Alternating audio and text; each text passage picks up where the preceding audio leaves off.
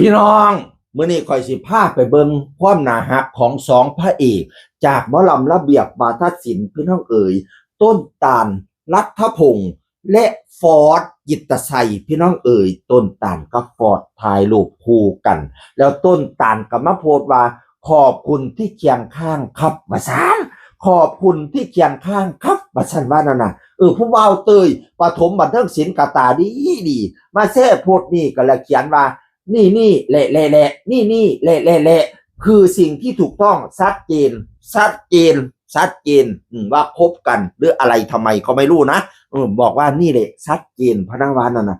ชัดเจนแนวใดก็บ่รู้เด้พี่น้องเอ๋ยเพิ่นเขียนว่าขอบคุณที่เคียงข้างครับว่าซั่นว่าน่ะก่อนหน้านี้ก็เห็นต้นตาลโพสต์เป็นตาฮักเกี่ยวกับภาพคู่หลายภาพอยู่บางมื้อก็ไปเฮ็ดบุญนํกันอยู่วัดพุ่นเด้พระเอกฟอร์ดกับพระเอกต้นตาลน่ะพี่น้องเอ๋ยถ่ายรูปคู่กันกระดูอยู่ก็ยังว่าเป็นตาฮักเป็นตาแพงเป็นตาแย่งเป็นตาเบิ่งเนาะฟอร์ดก็รอต้นตาลก็รอพี่น้องเอ๋ยอยู่ระเบียบนํกันต้นตาลนี่เข้ามาระเบียบ2 ปีแล้วพี่น้องเอ๋ยแล้วก็ขอบคุณเวทีระเบียบที่ให้มีอยู่มีกินมีชีวิตที่ดีขึ้นจากคนไทบ้านธรรมด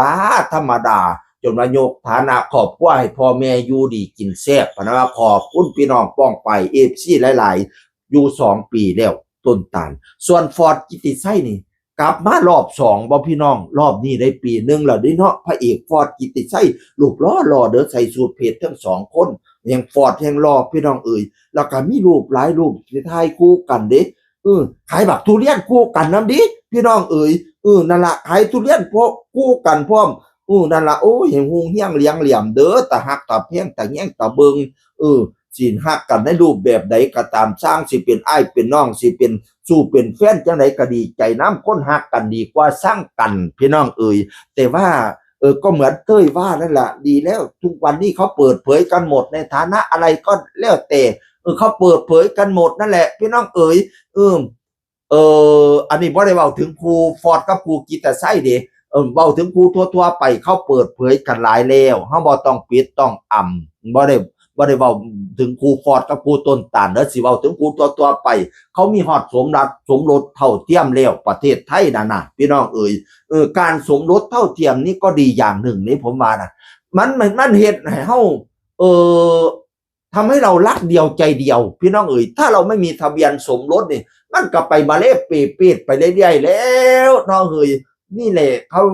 ในศาสนาพุทธยังบอกว่ามูลเหตุของการเกิดเป็นตุ๊ดเป็นเต๋วเป็นเกย์เป็นทอมเนี่ยมันมาจากการผิดศีลข้อ3พอแต่ผิดศีลข้อ3ปุ๊บก็เลยมาเป็นตุ๊ดเป็นเต๋วเป็นเกย์พอมาชาตินี้ปุ๊บความเจ้าสู้มันติดตัวมามันก็เลยบ่ฮักเดียวใจเดียวสำหรับเกย์คนไหนที่รักเดียวใจเดียวมีแฟนแค่คนเดียวอันนั้นขออนุญาตบาดค่ำท่านถูกต้องแล้วท่านฮักเดียวใจเดียวนั่นน่ะถ้าท่านรักเดียวใจเดียวเนี่ยการมีทะเบียนสมรสจะทำให้เรามีสิ่งผูกมัดละสิไปทางใดก็ละอายในการทำบาปเพราะมีครูสมรสนะเด้เก่งกว่าในการทำบาปสิไปหาผู้อื่นก็ได้เฮ็ดให้เฮาอยู่ในกรอบได้ร่องได้ร้อยของศีลข้อ3พี่น้องเอ๋ยแม่นว่าต่างคนก็ว่าโอ๊ยทะเบียนสมรสมาซอยหยังได้ดอกมันบ่ซอยหลายมันก็สิซอยน้อยอยู่ว่าเนาะเฮ้ยการที่เราไม่ผิดศีลข้อ3ก็จะทำให้เรา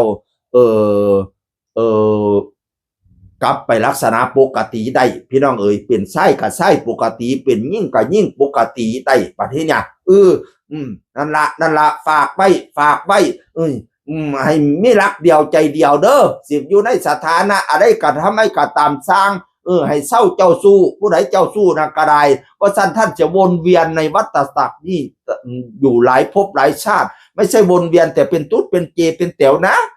หลายจิตหลายใจเจ้าสู้ดิตกนรกบกไหมก่อนหลายภพหลายกันนะกว่าจะขึ้นมาเป็นมนุษย์เนี่ยพี่น้องเอ๋ยอย่าเข้าใจว่าผิดศีลข้อ3ในเพศของเกย์แล้วจะไม่ได้ตกนรกนะตกเหมือนกัน